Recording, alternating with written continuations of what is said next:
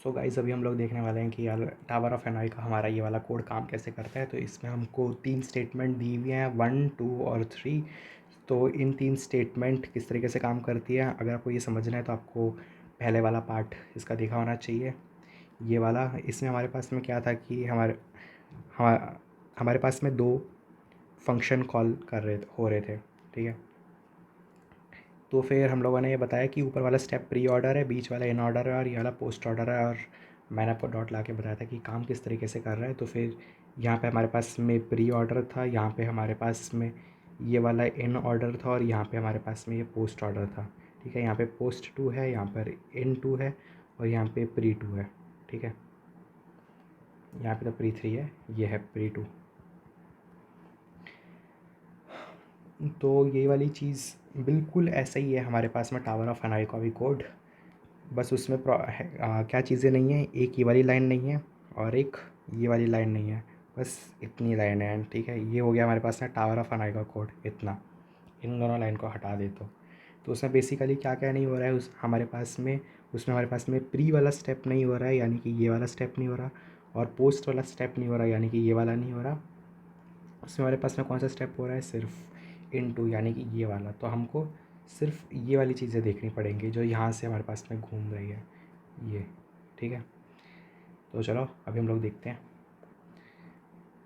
हमारा tower of annoy का जो कोड है। ये हर बार में 2 में स्प्लिट होगा। किसमें, हमारे पास में स्टार्टिंग में था ABC, ठीक है, यहाँ पे। और यहाँ पर हमारे पास में है ACB और ये वाला है हमारे पास में CBA। अब ये वाली चीज़ को बनाने के लिए यहाँ से हम लोगों ने क्या किया हुआ है, हम लोगों ने B और C को स्वैप कर दिया, ठीक है। और ये वाली चीज़ को बनाने के लिए हम लोगों ने A और C को स्वैप कर दिया है, ठीक है। तो बेसिकली हमको हर बार में यही करना है, हमको लास्ट 2 को स्वैप करना है और इसको स्वैप करना है। तो इसलिए मैंने हर बार ऐसे करके U टाइप से बना दिए हैं, ठीक है, कि मतलब इन को स्वैप करना है और इन को स्वैप करना है, ओके। और फिर मैंने यहाँ पर उसी के हिसाब से ट्री बना दिया। अब बेस केस में मेरे पास में n इज इक्वल्स टू 0 है, तो n इक्वल टू 0 मतलब चलेगा नहीं। और यहाँ पर हमारे पास में 0 आने पे क्या क्या चीज़ें होनी चाहिए बेस केस में, सिर्फ और सिर्फ रिटर्न होना चाहिए। रिटर्न के अलावा हमको प्रिंट कुछ नहीं करना है भाई, प्रिंट कुछ नहीं करना है और हमको कुछ भी नहीं करना है, बस रिटर्न कर देना है कुछ भी नहीं, यानी कि वाइड, ठीक है। तो यहाँ पर हर चीज़ को रिटर्न हो रहा है वाइड, बेसिकली कुछ नहीं। तो हम लोगों ने यहाँ पर हमारे पास में स्टार्टिंग में था 3ABC n इक्वल टू 3 और फिर A, B, C, ठीक है, A, B, C। यहाँ पर हमारे पास में वो रिड्यूस होकर के कितना हो गया, n-1 हो गया। फिर यहाँ पर 2ACB 2CBA और उसी के हिसाब से मेरे पास में पूरा ट्री बन गया है। अब आपको प्रिंट कैसे होगा आपको ये देखना है, ठीक है। आपका प्रिंट होगा सबसे पहले आपके पास में प्री ऑर्डर यहाँ पे, ठीक है, पर आपके पास में कुछ प्रिंट होने के लिए तो है नहीं। यहाँ पर प्री 3 आना था, बट वो प्रिंट होगा नहीं क्योंकि वाली स्टेटमेंट यहाँ पर लिखी ही नहीं है। फिर उसके बाद में आपके पास में आएगा प्री 2 वाली स्टेटमेंट, आपके पास में लिखी नहीं है। प्री 1 वाली स्टेटमेंट आपके यहाँ पर लिखी ही नहीं है। फिर उसके बाद में यहाँ पर तो कुछ होगा नहीं, ये वापस से भेज देगा भाई कि हमारे पास तो कुछ है नहीं करने के लिए। फिर जब यहाँ से जाएगा तो फिर यहाँ पर आएगा इन वन वाली चीज़ यहाँ पर लिखी हुई है, ठीक है। यहाँ पे इन वन वाली चीज़ लिखी हुई है ये सेकंड वाले पॉइंट पे। तो फिर मैंने यहाँ पर लिख दिया 1AB, ठीक है, 1AB लिख दिया क्योंकि मैं प्रिंट कर रहा हूँ A और B को, इसको और इसको प्रिंट कर रहा हूँ, फर्स्ट और सेकंड को। A, B, C था ना, तो इसको और इसको प्रिंट कर रहा हूँ, इसको नहीं, टारगेट और सोर्स को। From source target, from source to target. तो मैंने यहाँ पे लिखा हुआ है A to B from source to target, ठीक है। तो यहाँ पर मेरे पास में सोर्स क्या है A और टारगेट क्या है B, तो फिर A to B, ठीक है। और ये मेरे पास में आ गया 1 A to B।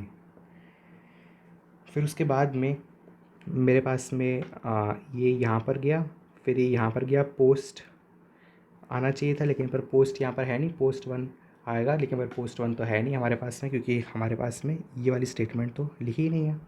फिर उसके बाद में ये ऐसे करके घूमेगा तो यहाँ पे आएगा इन टू मेरा बेसिकली क्या है, ए टू सी, तो मैंने लिख दिया ए टू सी यहाँ पे। फिर उसके बाद में ये जो मेरा फंक्शन है यहाँ पर आएगा। फिर यहाँ पर मेरे पास में इस तरफ लिखते हैं प्री वन, ठीक है, pre one. But pre one वाली लाइन तो यहाँ पे है ही नहीं। तो उसके बाद में हम और नीचे आ जाते हैं। यहाँ पर तो ये फंक्शन बेस केस लग गया। फिर हम लोग ऐसे करके घूमते हैं यहाँ पर, तो यहाँ पर हमारे पास में आएगा इन वन।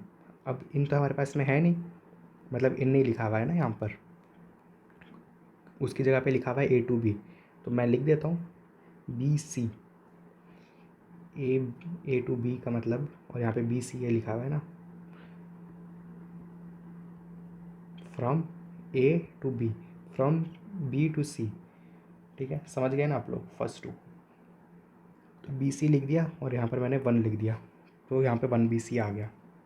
ठीक है ना। फिर उसी के हिसाब से आप इसको पूरा बना सकते हो।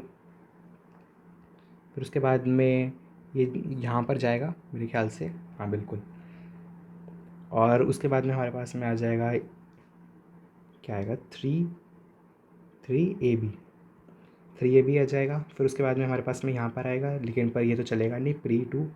फिर यहाँ पर हमारे पास में प्री 1 आएगा, वो भी चलेगा नहीं।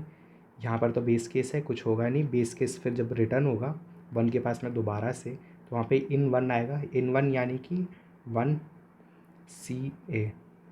फिर उसके बाद में ये नीचे आएगा वापस से ज़ीरो यहाँ पे बेस केस में फंस जाएगा, बेस केस में कुछ भी नहीं होगा, रिटर्न वॉइड हो जाएगा।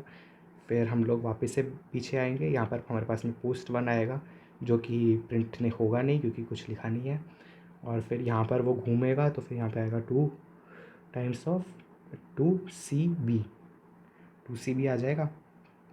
और फिर हमारे पास में फंक्शन कॉल यहाँ पे आएगी, तो प्री 1 आएगा, प्री 1 के बाद में यहाँ पर घूम जाएगा। फिर वो यहाँ पर आएगा तो 1 ए बी आएगा। फिर उसके बाद में यहाँ से वो घूम जाएगा, फिर यहाँ पर पोस्ट आएगा, लेकिन पर यहाँ पे कुछ लिखा नहीं है पोस्ट का। फिर यहाँ पर भी पोस्ट आना चाहिए था, लेकिन पर आखिरी वाली स्टेटमेंट में कुछ लिखा नहीं है। फिर उसके बाद में यहाँ पर आकर के फंक्शन मेरा ख़त्म हो जाएगा। ठीक है, ओके, थैंक यू।